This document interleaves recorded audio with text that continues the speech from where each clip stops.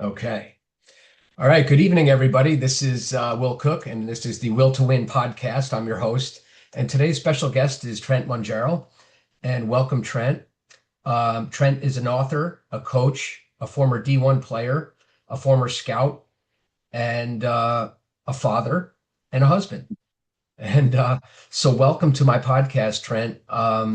So, I did give a little bit of a brief introduction. Is there any gaps you want to fill in for us? No, probably the most important part of the things you mentioned is being a father and a husband. So, of all those other things, which were great accomplishments and fun things along the way. Okay, great. So,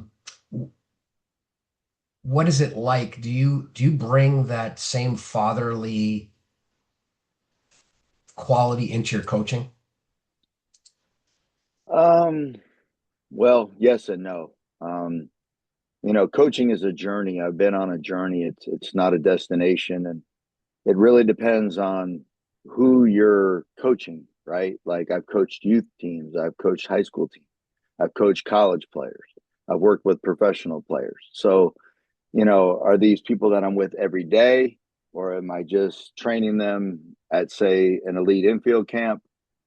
So every situation is different, but I do bring an element of caring and passion, which I think would overlap into the fatherly aspect. I think people need to know that you care and that you're real and authentic, Right. and that's a big piece of being successful. And I love what I do, so I feel like that does carry over to my coaching. Oh, that's beautiful. Um, so you've coached at different levels Mhm. and you've played at different levels.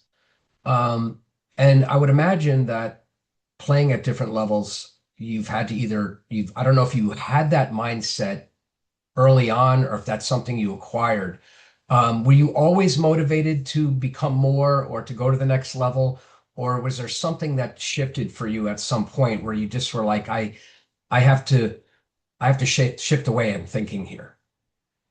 Well, I mean, it really started when I was young. My dad, Rick Mongero, he instilled greatness in me. He taught me mindsets to be different, and he used my uncle John, Mm. who was a tremendous collegiate athlete, who's on the all century team, not all decade, all century team at his college for basketball, which is the best 25 players in 100 years.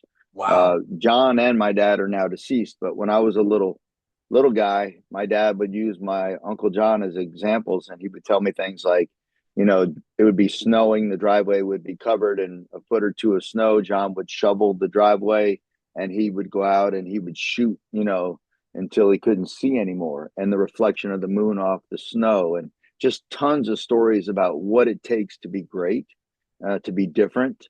And I bought into that. He didn't always know I was buying into it. I'd be rolling my eyes after the 100th conversation, but of Right. different things. But he instilled greatness in me, and I just always wanted to be something special. Baseball was my passion, where basketball was my uncle's passion, baseball was my dad's and my passion. And that journey truly, Will, was full of ups and downs and hardships, and just triumph. And it's been a whirlwind for me, but I wouldn't trade it for the world. And I look forward to diving in and sharing some of that with you. Oh, that's great. I love hearing that. And I love that it started early. It's so often you hear it that there's these pivotal moments that people have during the formative years that have shaped them and who they've become. So I want to take us back a little bit. I think you probably graduated around, I believe, 40 years ago from Yorktown High School, somewhere in that vicinity. 85, 85. Yep. Okay, 85. right. Yep. So, and I think I was a few years before you and had a chance to watch you play and stuff, and I always saw that work ethic.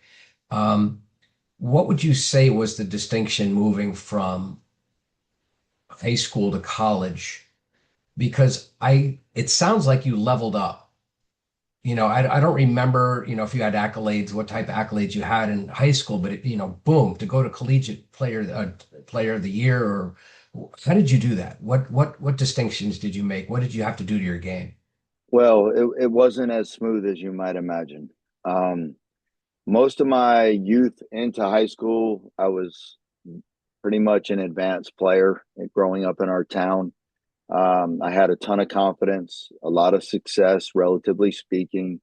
And when I got into high school, my junior year was my first year that I really had struggles, and it had a lot to do with my coach and me, and we didn't jive, and I felt like he was playing mind games with me, and it impacted my ability to perform. I was playing with all sorts of tension, and but as bad as it was at the time, those moments, because I was able to move past them and overcome them, actually served me well later on in my career. So I wouldn't trade it for the world, but I had some struggles there. My senior year was a little bit better through high school, and it wasn't until Legion Ball, which was very big back then, American Legion across the country, baseball, summer ball, where I was playing with Lakeland guys and Mayapack guys and Panis. We were all coming together to form this power team, and I had a tremendous summer my senior year.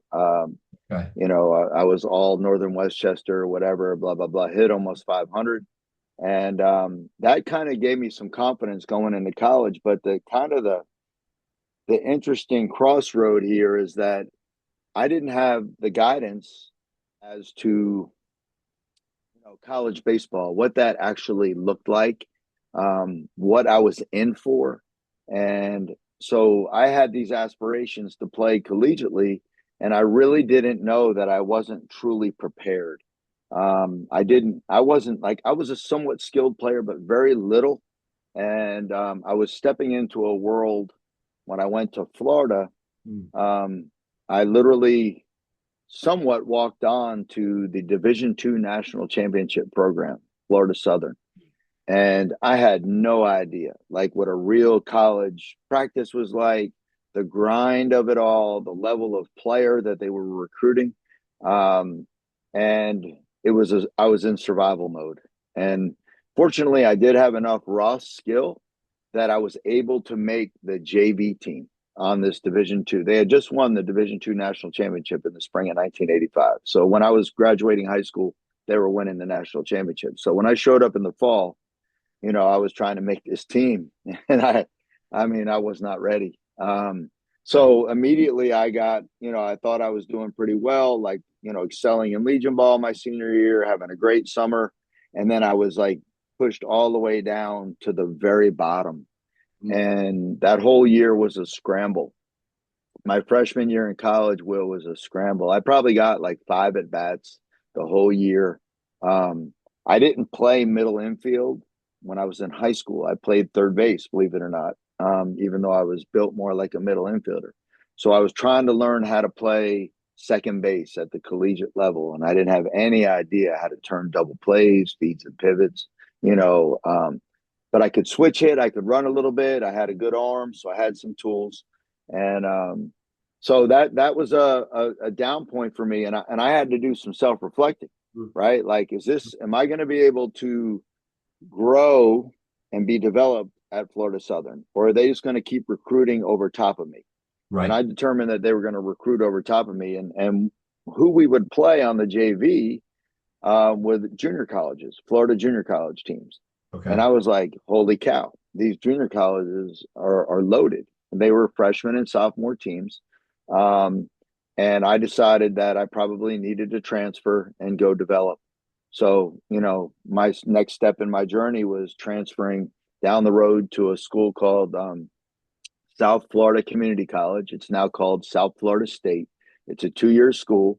Um, and that's where I really started to flourish and started to gain some confidence. It didn't start off good. I'm not going to get way deep into that, but I don't think their expectations of me was really high just because they had connections back to Florida Southern, and I kind of struggled at Florida Southern. My assistant coach at my junior college was the starting catcher on the national championship team. So he had connections back. They were obviously talking, who's this Mongero guy? What does he bring to the table? So I don't think they were expecting a whole lot. And but fast forward to the end of the fall, I had earned so much respect that my college coach, JUCO coach, called me in and put me on full academic scholarship. And my teammates voted me co-team captain of the team, and that was like a huge, injection of confidence. Will, so I Okay, see hold you on. want to, yeah, yeah, One second. I yeah, apologize for interrupting, but I just no, find that no, fascinating. yeah. How did you have the patience in that transfer? And how did you not get, like, say, demoralized? Because, like, you hadn't gotten a lot of time yet. You were changing Right. position. How did you Yeah. have the patience there? What allowed you to have the patience and not just kind of like, go into anxiety or going into doubt? How did you do that? Yeah, I had a huge chip on my shoulder because I knew that I was good. Yes. Like deep down inside, I knew what I was capable of, right? I just needed someone to show me. I needed someone to teach me, I can feel it. how Yep. to do certain things a certain way. And um, I was determined that I was not going to be denied. I mean, I know that sounds really cocky, but I was like on a mission, one only to prove myself right, but I wanted to prove Florida Southern wrong. You know what I Okay. mean? I Okay. felt slighted there somewhat. Yes. Not that I should have been on the varsity or anything, but I felt like I should have gotten more playing time. I felt like I was somewhat dissed. And Okay. looking back on it, I understand the dynamics now, right? Because I'm a coach and they were just recruiting in better players. They didn't have time to worry about this little JV guy, right? Mm-hmm. But I didn't see it that way at the time. I took it Hmm. personal.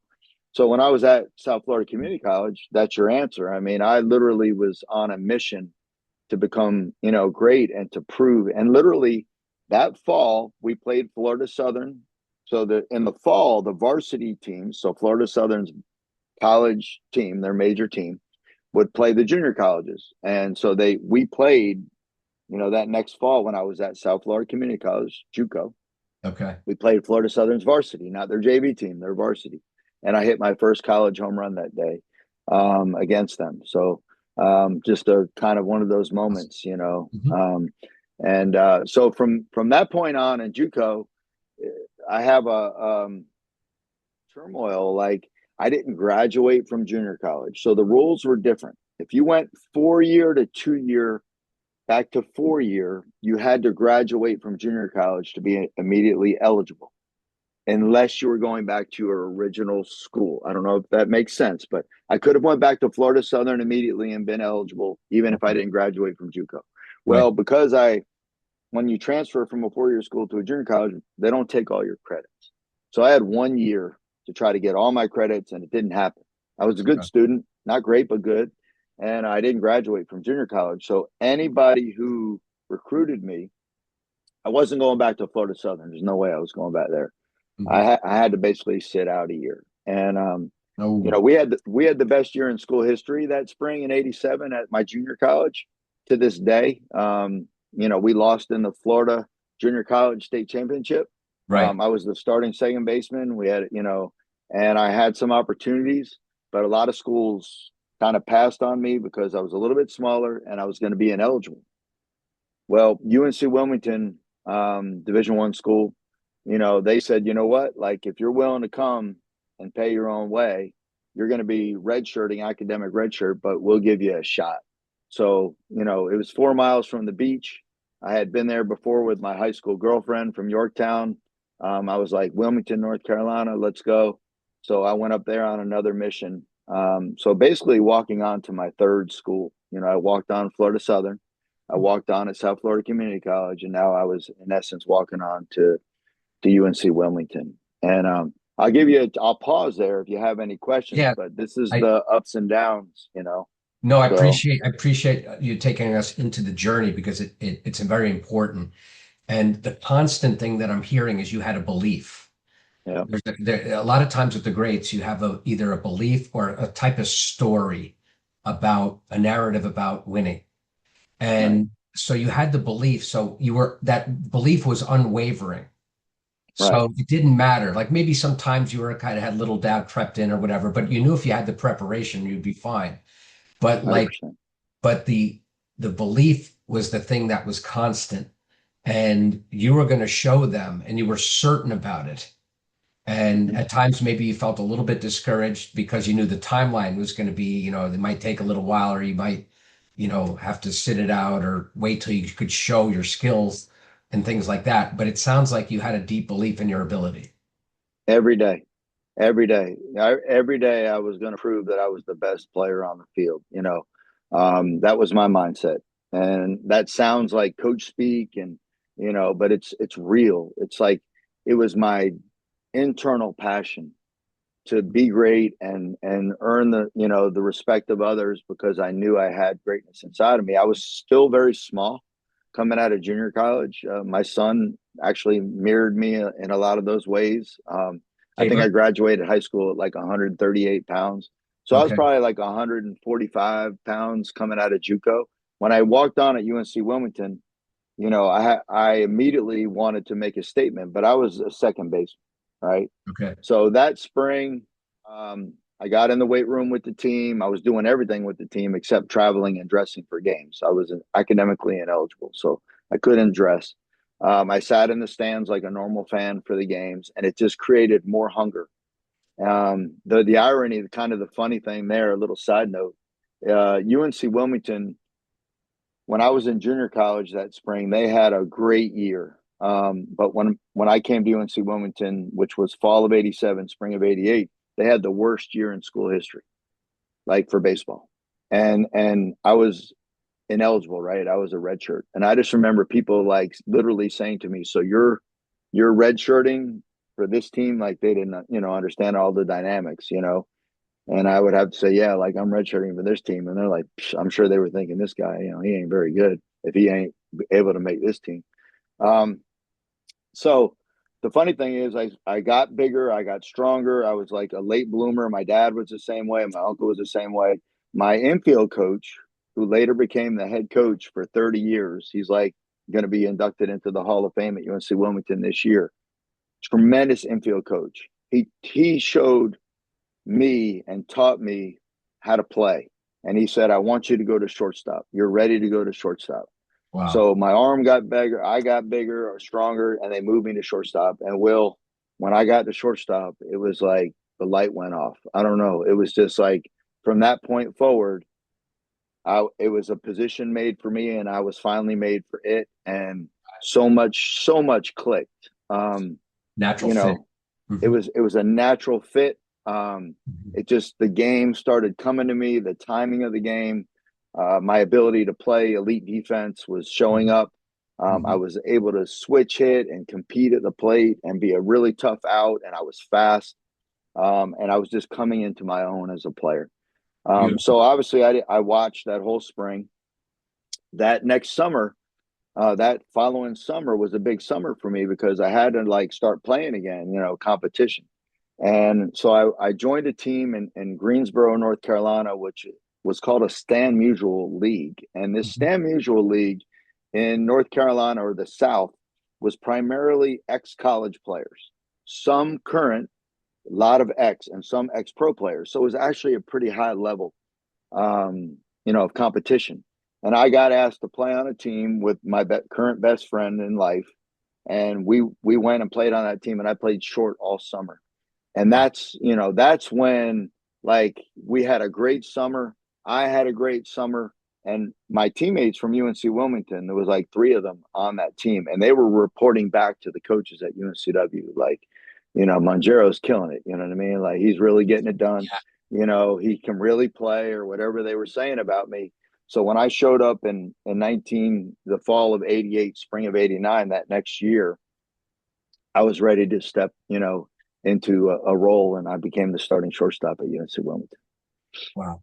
Okay. Yeah, yeah, So I'm gonna flip it into coaching for a second, yep, sure. only because you probably have a really good ability to see art.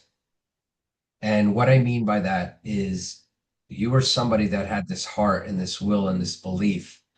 And sometimes you have to look a little bit deeper.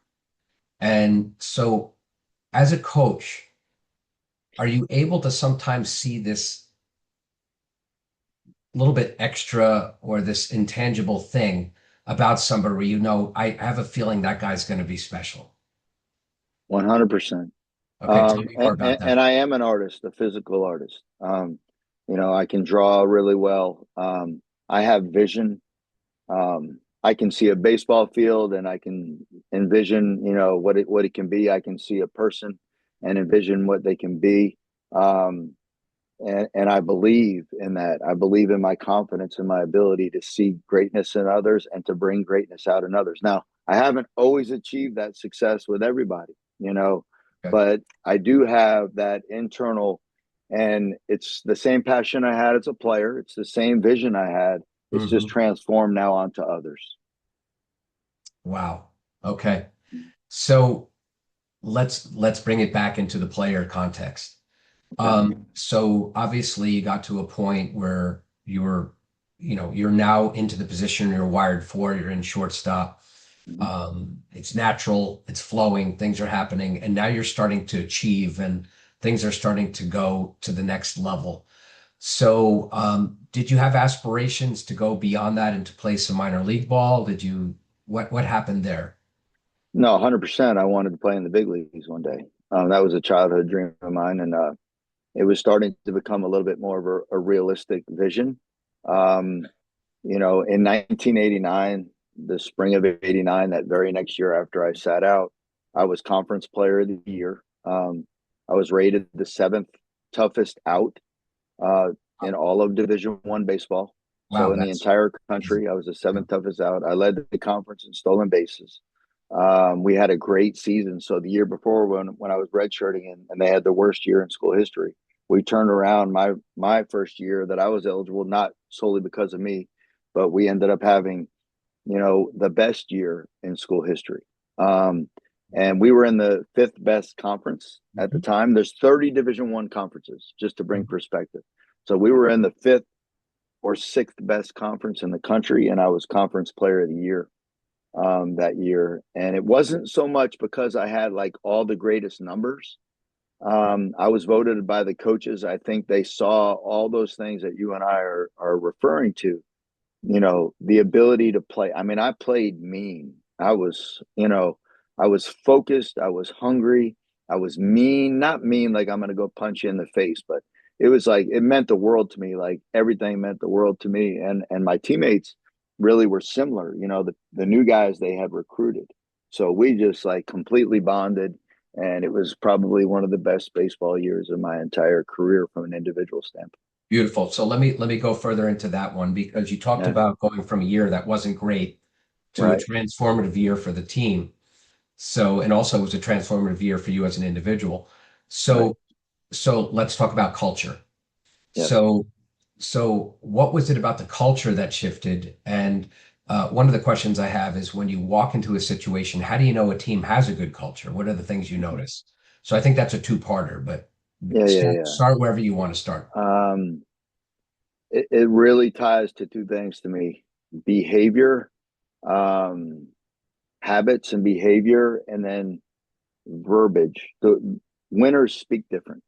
Oh, Um, okay. they have different expectations. They don't just talk the talk; they walk the walk. That's where the behavior matches. You see the work ethic. Yes, you see the process. You see the determination. You get on the same wavelength. Like my second baseman, Mark Chamberlain, that year was a freshman out of Durham. Stepping Mhm. into the Division One level as a Right. freshman, and he was like we were carbon copies of each other, and we just brought energy together. We played Hmm. the game with energy. We fed off of each other. Hmm. And we had other players on the team that were wired the same way. And so winners, culture it's a word that people throw around.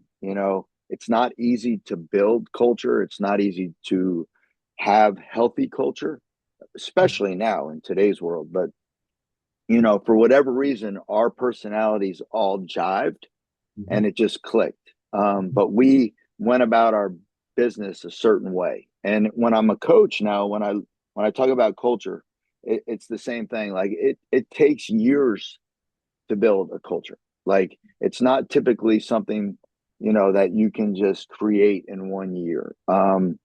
When you're coaching, players, team, UNC Wilmington that year, we just clicked. It was faster than normal, right? But Hmm. you're recruiting players in, and Coach Scaff recruited the right type of players.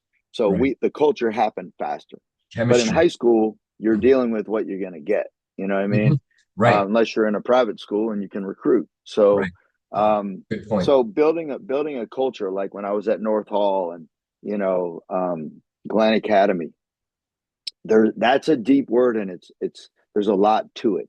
It's expectations, it's holding people accountable, it's trimming fat, you know, it's to me, it's rewarding the behavior that you're seeking as a coach, recognizing when somebody is doing what you want, you bring that out and say to everybody's attention, like, this person did that, this person like, you always accent what you're looking for, and then you punish in a way, not like harsh punishment necessarily, but you're trying to deter the things you don't want and encourage the things you want.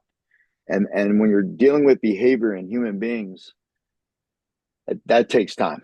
And what happens is the level kind of raises every year, you know, like the better players, the leaders, the people, you know, that are leading and carrying the torch, so to speak, they pass it on, and the next group comes in and they see, like, all right, this is where we're supposed to be. And they try to bring that next group up.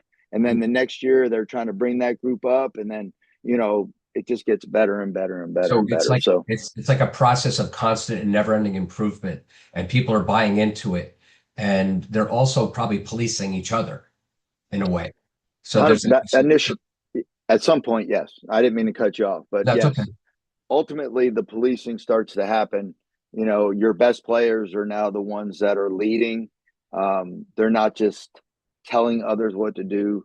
You know, they're truly taking the bull by the horns. They're leading by example. They're bringing others along, and they police when they see things that this isn't the way we go about our business here. Okay.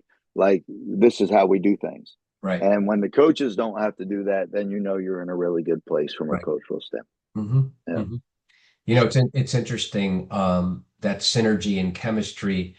It's like, if you ever watch birds flocking together, they're not thinking about it, they're just moving with each other, but you can see it. And there's also those atmospheres tend to be, I guess, relaxed as well.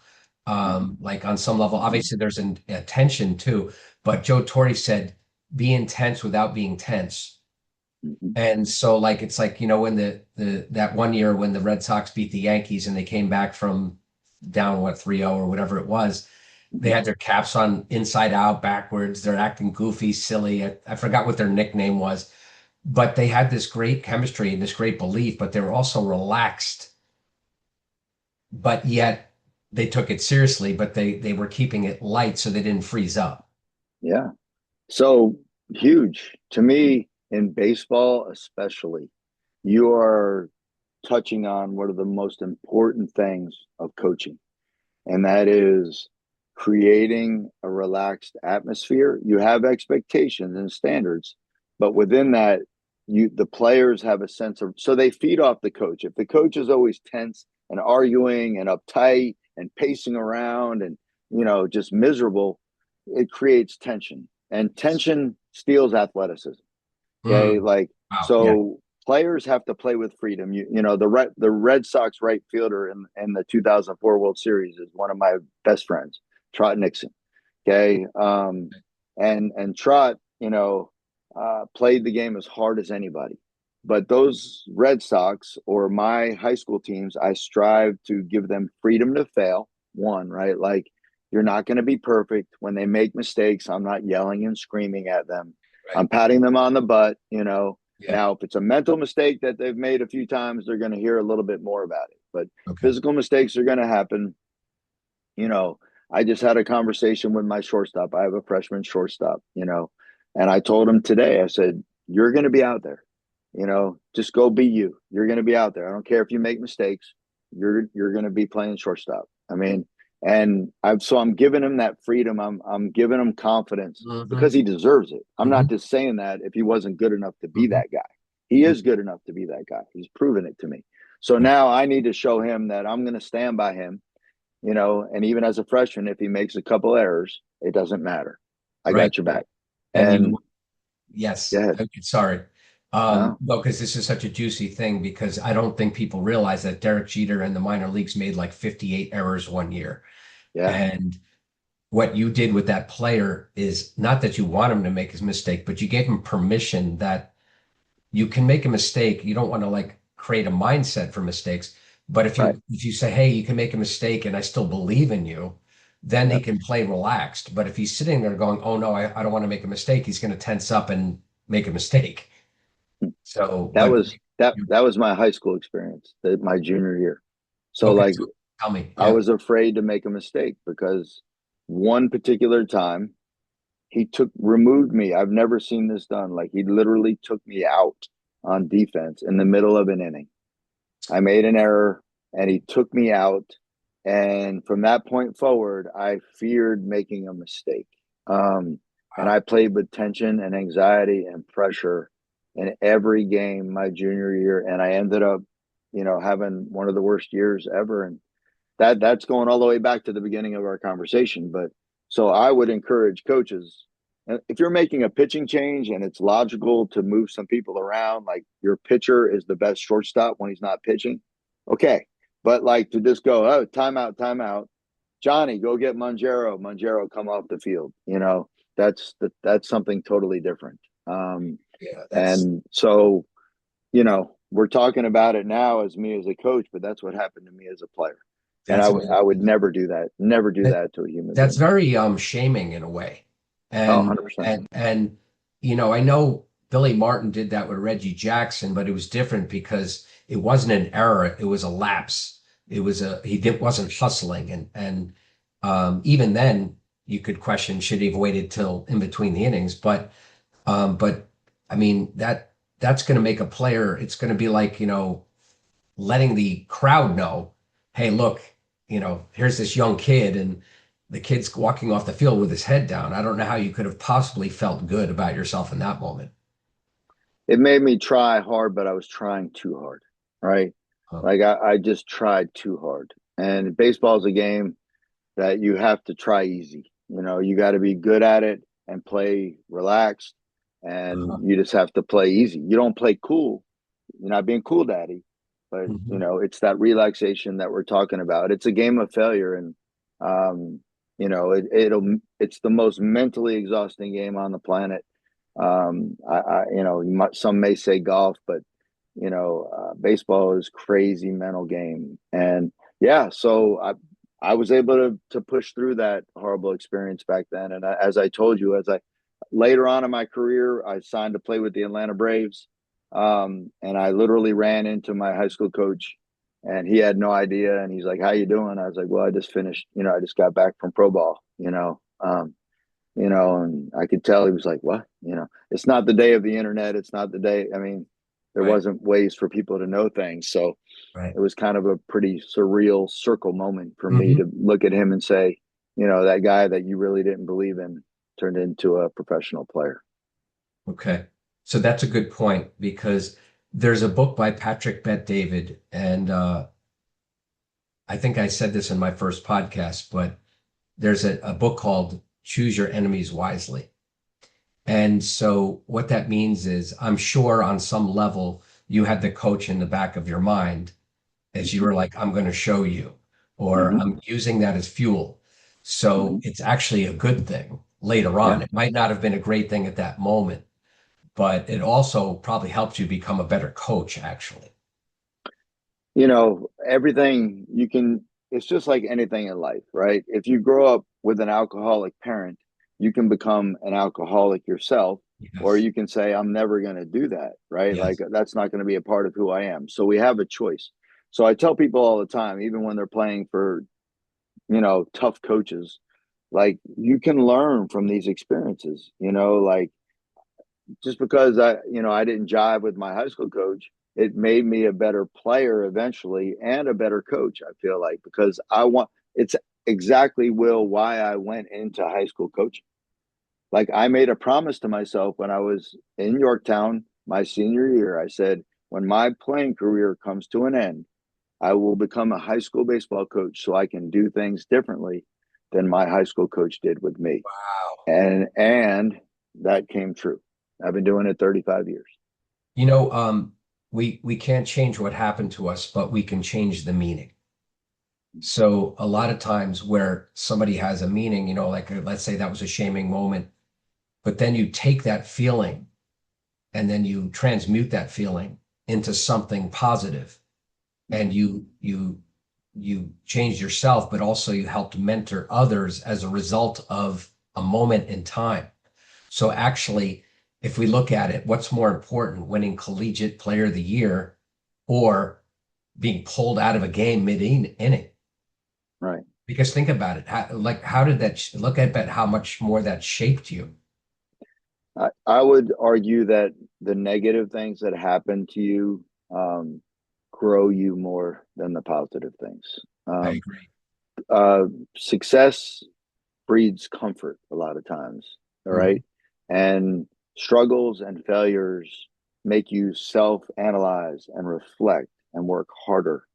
Okay. If you don't point fingers and make excuses and you literally self reflect, what could I do better? What do I have to improve on? And you create a process and a plan to attack, you actually grow exponentially that way. I know a lot of players when they're hitting really, really well, they kind of fall away from their process because they kind of think they got it figured out. So yeah, we definitely, that was a shaping moment for me that 100% transformed me into 35 years of coaching at the high school level. I've given up opportunities to coach in college professionally, um, because this is the level that I was called to coach at. So, Wow. Beautiful. yep, yep. That I love it. I love it. Um, so in terms of like what you were saying about the process, I want to make a distinction for people. A lot of times people focus on the outcome, right? They focus on wanting to win a World Series or wanting to win a title or something. But a lot of the great coaches say they don't focus on the outcome itself, they focus on the process. Could you speak more to that?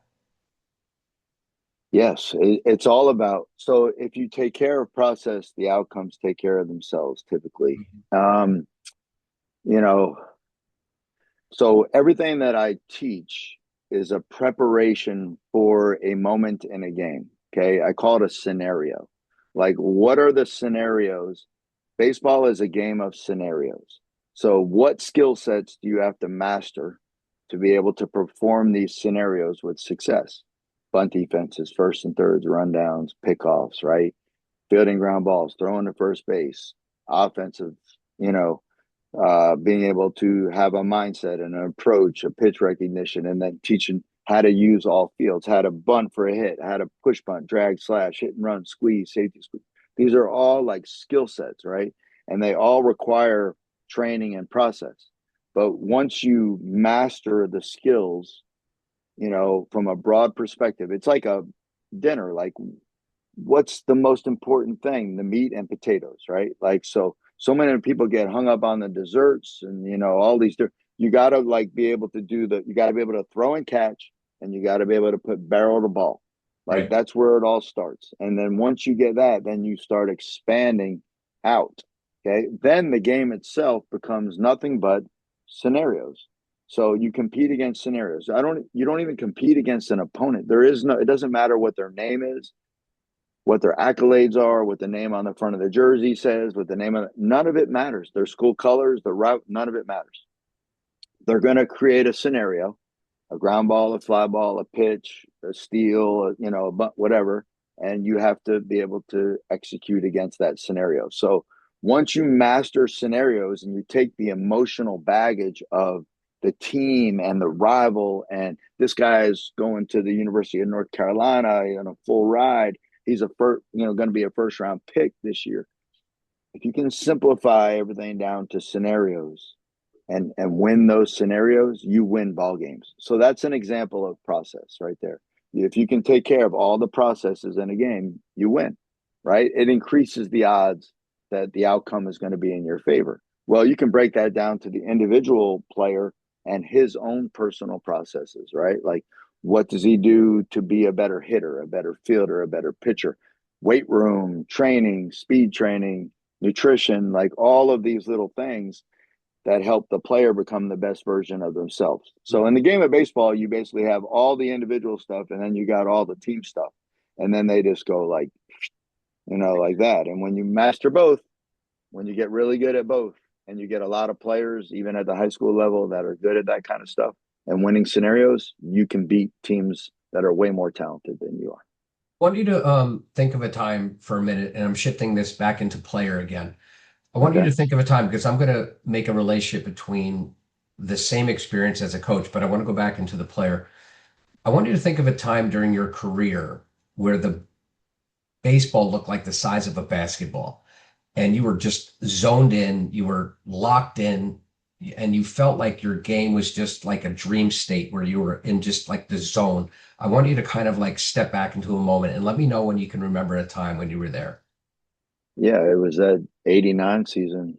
Even the summer. I mean, it was probably two distinct times. I would say that first summer in Greensboro, Mhm. I got into a zone for about a month.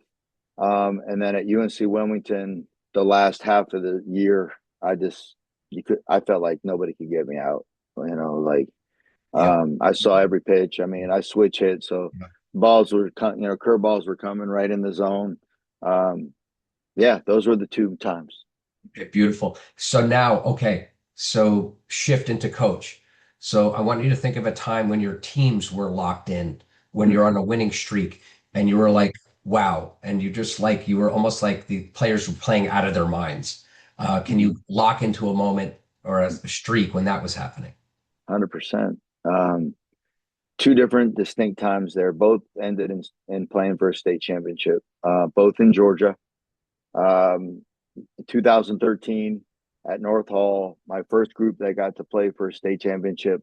Um, I never had so much confidence as a coach that we were going to win ball games because they were so bought in, they were skilled, they were hungry, they had great chemistry. The culture was already built, and we were like almost impossible to beat. I mean, we had, we just went on huge long runs. I don't even remember. I mean, every time it wasn't like I was externally cocky as a coach, but when I went out there to that third base coach's box, I was like, they can't stop us for 7 innings. It ain't gonna happen, and it didn't until the state championship. And honestly, we lost the state championship in 2013 to Trevor Lawrence's quarterback, high school, Cartersville High School, Oh, and wow. Okay. it was the first time that I sensed tension in that group. Was during the state championship. We played it at home, and literally infield, outfield. I've never seen the guys be nervous, and they were nervous, and we ended up losing. The next time was 2017 when we won the state championship.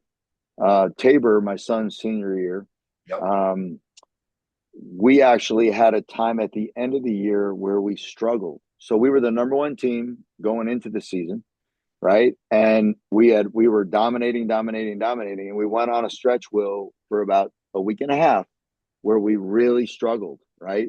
We like started getting self-doubt as a team, like breaks weren't going our way, and we were the number one team in the state of Georgia, and we ended up like losing like 4 out of 6 games. And yeah, so so we're limping into the state playoffs. So to your point of the first series in the state playoffs in 2017, every series, by the way, in Georgia is best of three every round, which is really awesome. We lose the first game, right? We're not even the number one seed. We're like the number 3 seed in the playoffs. We were the number one team in the state, but we're the number 3 seed. And we lose the first game, right? So now we got to win two. We've been playing bad, and we literally found a way to win those next 2 games. Stories within themselves. Amazing things happened, and we won. We never lost again. We swept. It's like we found ourselves. The confidence showed up again. Like it was like we were back, and we literally marched through the next 4 or 5 rounds of the state playoffs. Never lost a game. Nothing went 3 games. We swept everybody, including Pierce County in the state championship, and um, Stetson Bennett, the quarterback for the University of Georgia, when they won back-to-back, national championships, was the shortstop on the team we beat in 2017. So, but we swept them as well, and every person in the state when I got scouting reports said they're almost, you won't beat them. They're like impossible to beat, and we swept them. So Uh, we went on that roll in 2017. So both times it ended in state championships. I We love lost that. the first year, but won the second. That second, yeah, I love that because it's you have to be careful where you experience the adversity within a season sometimes right, because you don't know what you're made of sometimes if you haven't had that difficulty and right. you find out and it says something about your culture because it was like there was a bit of an oh no, but it wasn't enough of an oh no to take you off track. And I Right. think that's where the training takes over. That's where the reps take over because you learn to trust yourself because you know how much work you've put in and then you know how to relax and you just trust the process. You said it perfect. I can't add any more to that. That's exactly what happened, right? You fall back to the level of your training and your preparation, and Yes. and that's exactly what we did. And it was a beautiful, beautiful thing. Everybody started doubting us. We had lost ourselves, and we started the year number one. We finished, most importantly, how you finish. We finished number one, first state championship in school history in like 65 years. And it was the most amazing thing ever, man. It was awesome. And my son was on the first team to do it, so Well, made it extra special. that's a Yeah, whole other story. yeah, Uh, Trent, this is what I'm going to do because this conversation is so rich. And there's so much that we haven't even talked about. And we have a little bit of a time constraint. So what I'm going to do, if you'd like to come back for a second time, I would love 100%. to continue this conversation with you. It's very rich. I think we're just getting into the flow right now. Yeah, And one of the things I recognize about these experiences is the element of time. And what I mean is that was really quick. I mean, we basically started around 5:30, I think, right? A little bit after yeah, that. And it's yeah. already 6:22, and that felt like 5 minutes. Right, So that to me, there's a time warp there like that. Usually something special is going on. right. So, but anyway, so the author of Winning Baseball, I think is what the That's title correct. is. It This is. is Trent Mongero, folks, and I hope you enjoyed this, especially if the Yorktown alum signed in. Yeah. I hope to show this to them on Facebook soon. But anyway, we're going to welcome Trent back to another episode of The Will to Win. And Trent, thank you for joining me, and I look forward to seeing you again. My pleasure, Will. And by the way, your questions and your insight are outstanding. So you're feeding into the conversation tremendously. Yeah. Thank you so much. That means a lot Mhm. to me.